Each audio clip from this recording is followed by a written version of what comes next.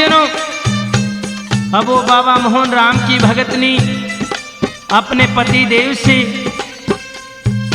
जाकर के प्रार्थना करती है कि पति देव, मैंने अपनी माँ जी को सास को मना लिया है। अब मैं आपसे प्रार्थना करती हूँ कि मुझे एक बार बाबा मोहन राम के धाम काली खोली पर लेकर के चलो। कैसे प्रार्थना करती है इस भजन के द्वारा सुनिए।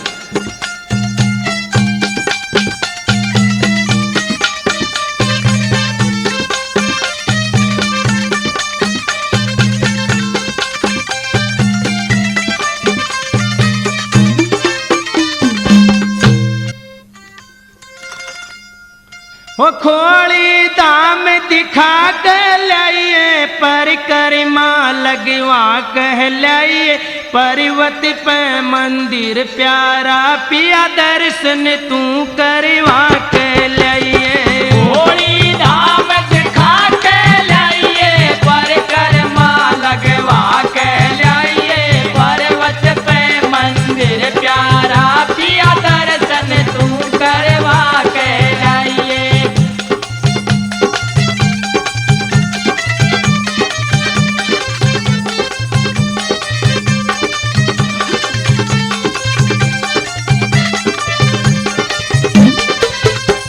ओयो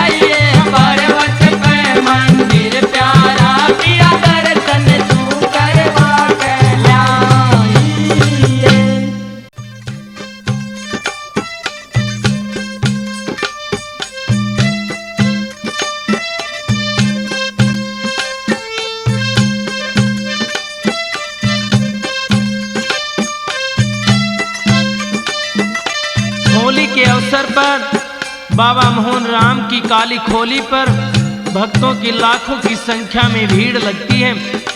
एक दुखिया बाबा के दर पे जाती है और जाकर के बाबा से प्रार्थना करती है। कैसे करती है, इस भजन के द्वारा सुनिए।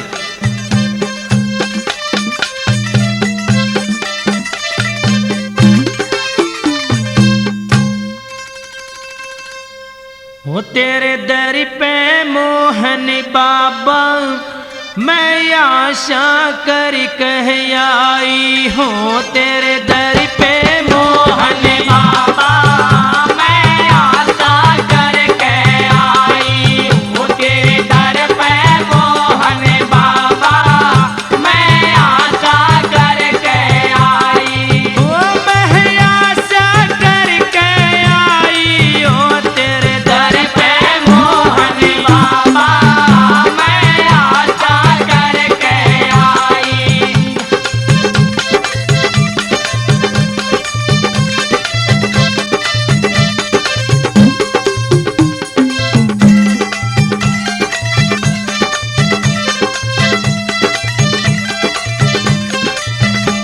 हो तपधारी हो भोले भाले, तपधारी हो भोले भाले, हो तपधारी हो भोले भाले, तपधारी हो भोले भाले, हाँ सुखदाता हो संत निराले।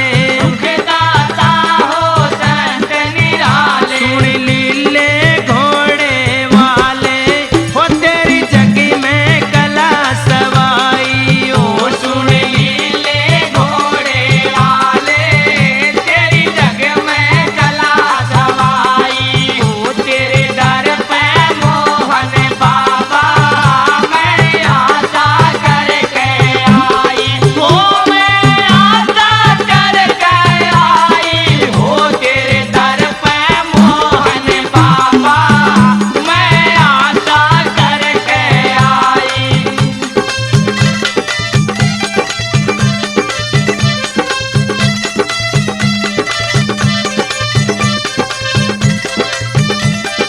कहती है कि बाबा है कलयुग के भगवान मोहन राम,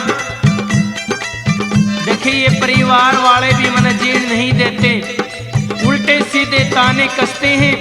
कैसे बाबा के सामने दुखड़ा रोती है, सुनिए। ओ मेरी गेल्या झगड़े जो हैं, मेरी गैल्या झगड़े दोवे, हाँ मेरी गेल्या झगड़े जो हैं, मेरी गैल्या झगड़े दोवे, हाँ सब गुण बायों से लचुबोवे हैं, सब गुण बायों से लचबोवे, सब गुण बायों से लचुबोवे हैं। सब गुण बायों से लचबोवे। जय रात या बागणी रोवे, हाँ मेरी कर ले मोहन सुनाई ओ ओ। दिन रात अभागन रोवे, मेरी कर ले मोहन सुनाई। ओ तेरे दर पे मोहन बाबा मैं आशा करके आई। ओ मैं आशा करके आई हो। तेरे दर पे मोहन बाबा मैं आशा करके आई।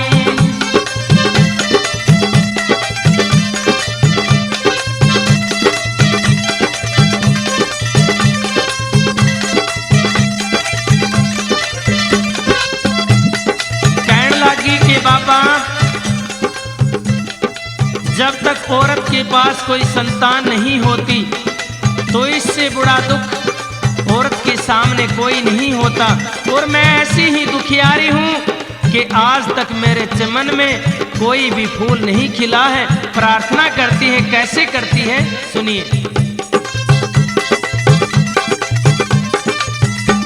हाँ मेरा सूखा चमन खिला दे, मेरा सूखा चमन खिला दे, ओ मेरा सूखा चमन खिला दे, मेरा सूखा चमन खिला दे, ओ मेरा सोया बाग जगा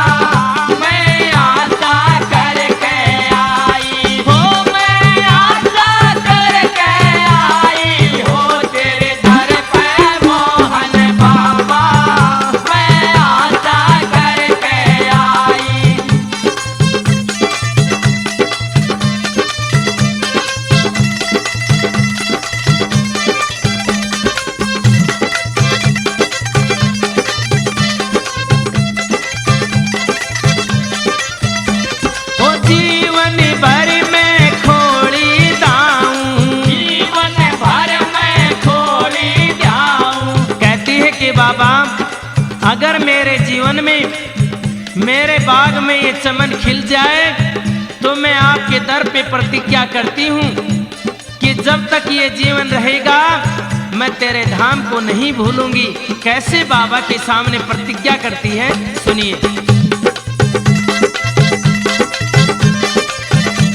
हाँ, जीवन भर में खोली दाऊं, जीवन भर में खोली जाऊं, आया के तेरी ध्वजा चढ़ाऊं, आगे तेरी ध्वजा चढ़ाऊं, रामेश्वर ज्योति जलाऊं, गाऊं दिन रात बड़ाई ओ रामेश्वर ज्योत जलाऊं, गाऊं दिन रात बड़ाई हो तेरे दर पे मोहन बाबा मैं आशा करके आई हो, मैं आशा करके आई हो तेरे दर पे मोहन बाबा मैं आशा करके आई हो तेरे दर पे मोहन बाबा मैं आशा करके आई।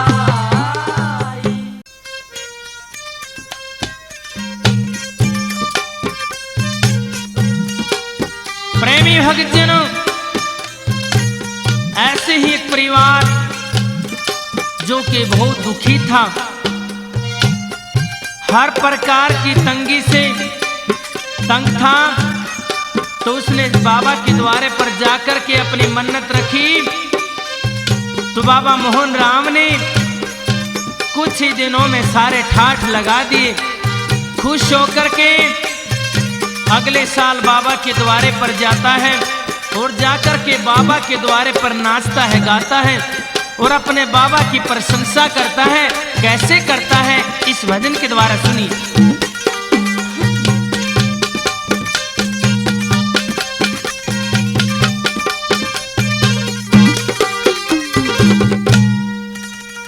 हो मन जब तै खोली धाई, सुख सारे हो गए। हो मन जब तै खोली धाई, सुख सारे हो गए। मन जब तै खोली ढाई सुख सारे हो गए, सुख सारे हो गए, निस्तारे हो गए। हो मन जब तक खोली ढाई सुख सारे हो गए, मन जब तक खोली ढाई सुख सारे हो गए।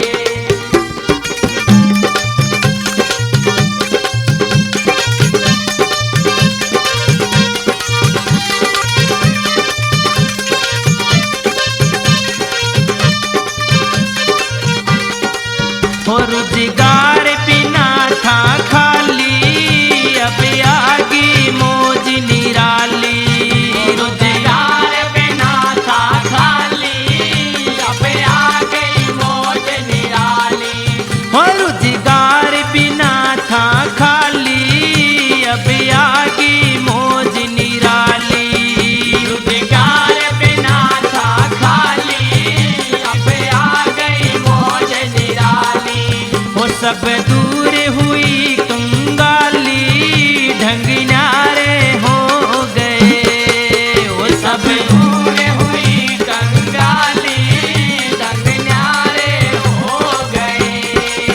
मन जब तक खोली ढाई सुख सारे हो गए, सुख सारे हो गए, निस्तारे हो गए।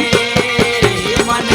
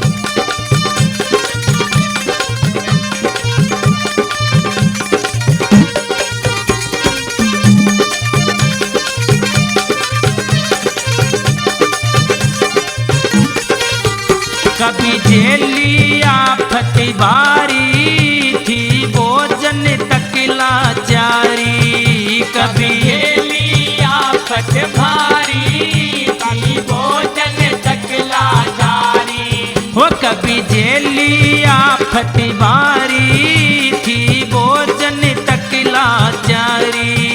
कभी जेली आफत भारी थी भोजन तकला जारी।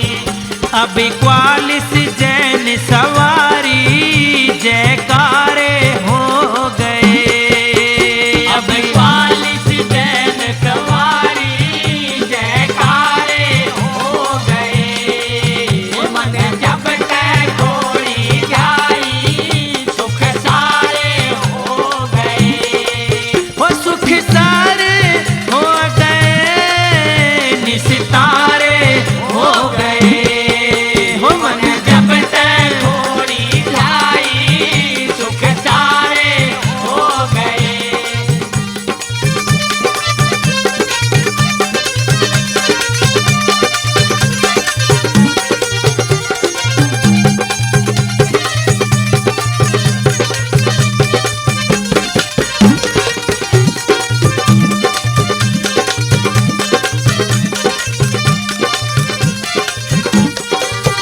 कर सही भावना धावे वो रामेश्वर फल पावे। कर सही भावना धावे वो रामेश्वर फल पावे।